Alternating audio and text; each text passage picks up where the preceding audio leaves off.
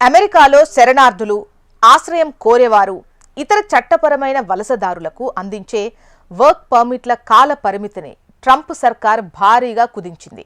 ఇప్పటి వరకు 5 ఏళ్లుగా ఉన్న గరిష్ట కాల పరిమితిని కేవలం 18 నెలలకు తగ్గిస్తున్నట్టు US citizenship and immigration services గురువారం ప్రకటించింది. ఇమ్మిగ్రేషన్ నియమాలను కఠినతరం చేసే దిశగా చేపట్టిన అత్యంత ముఖ్యమైన చర్యల్లో ఇది కూడా ఒకటి కాగా, అమెరికాలోని విదేశీ ఉద్యోగులు తెగ ఆందోళన పడిపోతున్నారు.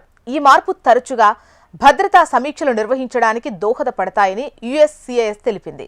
ఉద్యోగ అనుమతి గరిష్ట కాల పరిమితిని తగ్గించడం ద్వారా అమెరికాలో పనిచేయాలనుకునే వారు ప్రజల భద్రతకు ముప్పు కలిగించకుండా లేదా హానికరమైనటువంటి అమెరికా వ్యతిరేక సిద్ధాంతాలను ప్రోత్సహించకుండా చూసుకోవచ్చని ఏజెన్సీ తన ప్రకటనలో తెలిపింది.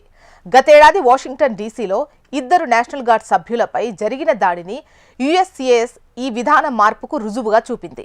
ఈ దాడి తర్వాత వలసదారులపై మరింత తరచుగా తనిఖీలు చేయాల్సిన అవసరం ఉందని యుఎస్సిఐఎస్ డైరెక్టర్ జోసెఫ్ ఎడ్లో అన్నారు.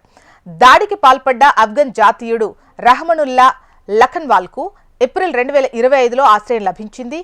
ఈ సవరించిన నిబంధనల ప్రకారం చూస్తే శరణార్థులు, ఆశ్రయం పొందిన వారు, గ్రీన్ కార్డ్ నిర్ణయాల కోసం ఎదురు చూస్తున్నటువంటి దరఖాస్తుదారులు వంటి వారికి వర్క్ పర్మిట్ గడువు 5 ఏళ్ల నుంచి 18 నెలలకు పరిమితమవుతుంది. పరిపాలనా మద్దతున్నటువంటి one big beautiful bill act ప్రకారం టెంపరరీ ప్రొటెక్టెడ్ స్టేటస్ హోల్డర్లు, పెండింగ్లో ఉన్న టీపీఎస్ దరఖాస్తుదారులు వంటి వారికి వర్క్ పర్మిట్ గడువు వారి అధికారిక బసను బట్టి 1 సంవత్సరం లేదంటే అంతకంటే తక్కువకు కుదిస్తారు.